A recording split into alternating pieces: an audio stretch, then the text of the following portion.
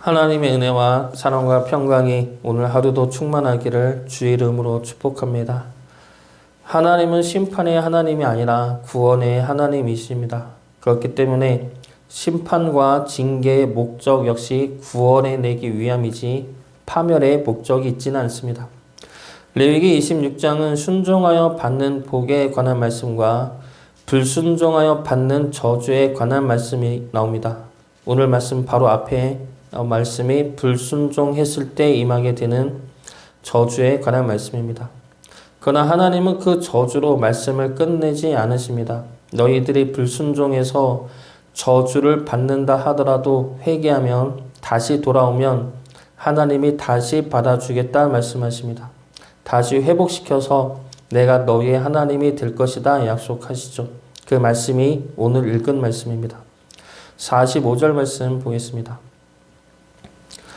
내가 그들의 하나님이 되기 위하여 민족들이 보는 앞에서 애굽 땅으로부터 그들을 인도하여 낸 그들의 조상과의 언약을 그들을 위하여 기억하리라. 나는 여호와이니라. 하나님의 마음은 늘 구원에 있습니다. 너희가 나를 버리고 돌아섰다 하더라도 나는 너희의 하나님이다. 나는 너희를 구원하고 인도하여 너희의 하나님이 된 여호와다. 나는 너희를 향한 언약을 기억하고 실행할 것이다. 그러니 돌아오라 말씀하시는 것이죠. 하나님은 우리를 버리지 않으시고 우리가 항상 하나님에게 돌아오기를 원하십니다. 그러므로 우리가 죄 가운데 있어도 담대하게 하나님 앞에 다시 나갈 수 있는 힘을 얻게 되는 것입니다. 오늘 말씀은 죄인된 이스라엘 백성들이 하나님 앞에 나와 회개할 것에 관한 말씀입니다. 이 말씀을 통해 우리가 죄를 지었을 때 하나님 앞에 어떠한 모습으로 나가야 하는지 살펴보고 진정한 회개를 통해 하나님의 거룩한 백성으로 날마다 서갈 수 있기를 주의 이름으로 축복합니다. 먼저 회개의 첫 번째 모습은 우리의 죄악을 자복하는 것입니다. 40절 말씀 보겠습니다. 그들이 나를 거스는 잘못으로 자기의 죄악과 그들의 조상의 죄악을 자복하고 하나님 앞에 우리가 회개할 때 첫 번째로 가져야 할 것은 우리의 죄에 대하여 자복하는 마음입니다. 우리의 죄에 대하여 진실로 자복하고 하나님 앞에 용서를 구해야 합니다. 그 과정에서 우리는 우리의 죄를 온전히 고백하고 죄의 사함을 구해야지 그 가운데서 우리 죄에 대한 변명이 들어가서는 안 될 것입니다. 재작년에 전북의 새만금에서 열렸던 세계 스카우트 잼버리 대회가 그 당시에 많은 문제를 야기하면서 부실한 대회가 됐었습니다. 그때 잼버리 문제와 관련해서 전북 도시사로 있던 분이 기자회견을 통해 사과를 발표했습니다. 그런데 처음에는 사과하면서 책임을 통감한다 했지만 질의응답 시간에는 엉뚱한 변명과 회피성 발언만 해서 논란이 된 적이 있습니다. 화장실 문제에 대해서는 영국팀이 철수하면서 영국팀이 자기의 철수를 합리화시키기 위해 화장실 문제, 화장실 위생 문제를 더 크게 부각한 것이다 라고 말을 했죠. 음식과 위생과 샤워실과 폭염시설 및 문제에는 조직 위의 책임이다 라고 돌렸고 91년 잼버리 때는 성공을 했는데 그때와 비교를 하자 당시보다 SNS, 인터넷이 발달해 문제가 더 커졌다는 답을 내놓았습니다. 이러한 말들은 진정으로 사과하는 것이 아니죠. 미안함과 죄송함보다는 어떻게든 자기 책임을 회피하기 위하여 사과한 것이고 변명한 것입니다.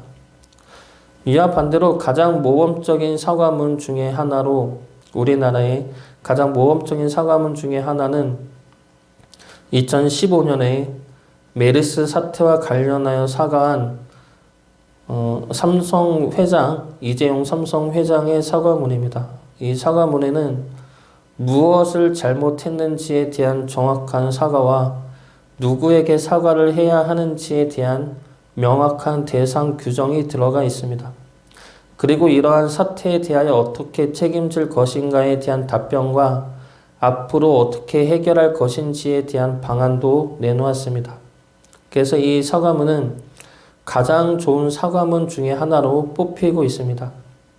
사과에는 내가 무엇을 잘못했는지, 누구에게 잘못했는지가 들어가야 하고, 그래서 지금 나는 어떻게 해야 하며 앞으로 무엇을 해야 하는지에 대한 방안도 내놓아야 합니다. 그 안에 내 잘못에 대한 회피성 발언이나 어쩔 수 없었다는 말이나 나도 잘못했지만 남들도 나를 그렇게 몰아갔다라는 말을 해서는 안 됩니다. 그것은 내 진정으로 죄에 대한 자복하는 마음이 아니죠. 하나님 앞에 우리가 죄를 자복할 때도 이러한 마음으로 자복을 해야 할 것입니다.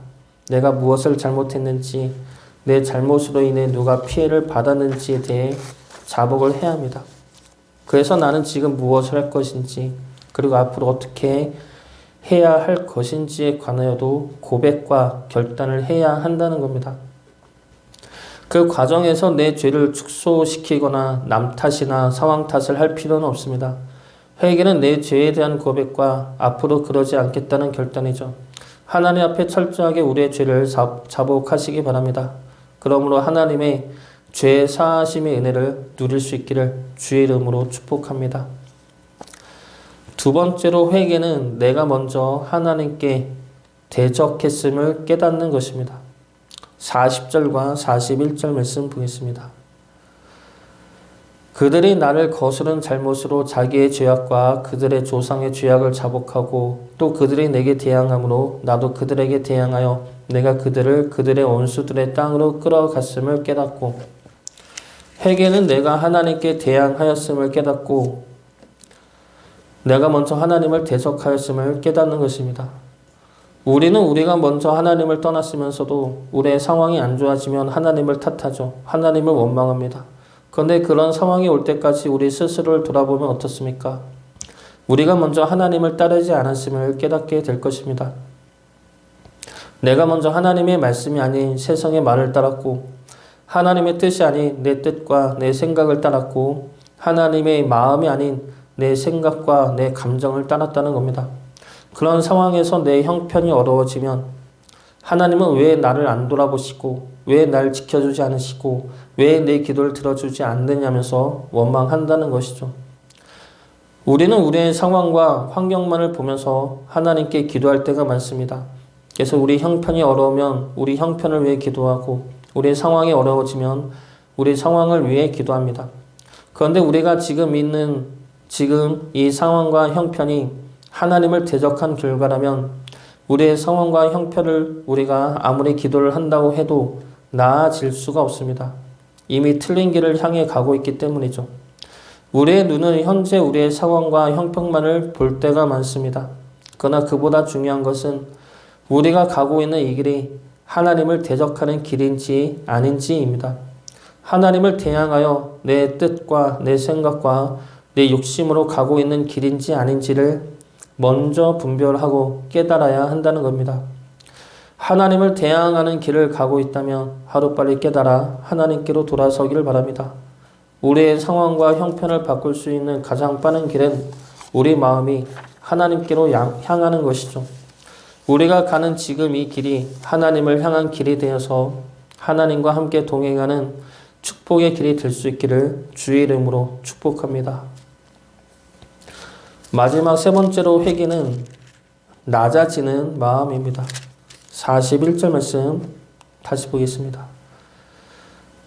나도 그들에게 대항하여 내가 그들을 그들의 원수들의 땅으로 끌어갔음을 깨닫고 그 할례 받지 아니한 그들의 마음이 낮아서서 그들의 죄악의 형벌을 기쁘게 받으면, 이 낮아지는 마음은 내가 지금 처한 어려움과 고난에 불만을 품는 것이 아니라 이것이 내가 자초한 버림을 깨달아 달게 받는 것을 말합니다. 그러한 마음을 낮아지는 마음이라고 표현하고 있는 것이죠. 우리가 하나님 앞에 내 죄를 진정으로 깨닫는다면 우리가 가졌던 불만과 원망은 사라지고 하나님 앞에 죄된 마음과 함께 감사의 마음이 생겨납니다. 오히려 감사와 기쁨이 생겨나게 되는 것이죠. 우리의 마음이 하나님께로 향하게 되고 하나님이 우리를 품어주시면 세상이 주는 염려와 불안과 걱정 따위는 하나님과 우리 사이에 들어올 수가 없게 되는 겁니다. 저도 목사 안수를 받을 때 그때 회개하고 나서 드는 마음은 감사였습니다. 목사 안수 받기 어려운 상황은 똑같고 교회는 여전히 없는 상황이고 아무것도 달라지지 않는 상황인데 달라진 것이 하나가 있다면 내 마음이었습니다. 하나님 앞에 내가 죄인임을 깨닫고 회개하면 그 다음에 드는 마음은 감사와 기쁨입니다. 현실은 똑같지만 감사할 수가 있죠. 상황은 여전히 힘들어도 내 마음은 기쁨이 넘쳐납니다. 그 마음을 오늘 말씀에서는 하나님 앞에 낮아진 마음이라 말씀하고 있는 것입니다. 그 낮아진 마음을 통해 하나님을 향한 감사와 기쁨이 넘쳐날 수 있기를 주의 이름으로 축복합니다. 하나님은 우리에게 회개를 말씀하십니다. 우리에게 늘 돌아올 것을 말씀하시죠. 그러면서 약속하시기를 우리가 아무리 죄 가운데 있어도 우리를 버리지 않고 미워하지 않고 멸하지 않을 것이라 말씀하십니다. 44절 말씀 보겠습니다. 그런즉 그들이 그들의 원수들의 땅에 있을 때에 내가 그들을 버리지 아니하며 미워하지 아니하며 아주 멸하지 아니하고 그들과 맺은 내 언약을 폐하지 아니하리니 나는 여호와 그들의 하나님이 됨이니라. 하나님은 우리의 하나님 되십니다. 그러므로 하나님은 우리를 버리지 않으시고 미워하지 않으시고 멸하지 않으십니다. 하나님은 항상 우리의 하나님이 되시고 하나님 되시기를 힘쓰고 계십니다. 그런 하나님의 사랑과 은혜를 기억하시어 죄 가운데 있어도 언제나 하나님께로 돌아와 하나님과 다시 사랑과 기쁨의 관계를 누릴 수 있기를 주의 이름으로 축복합니다.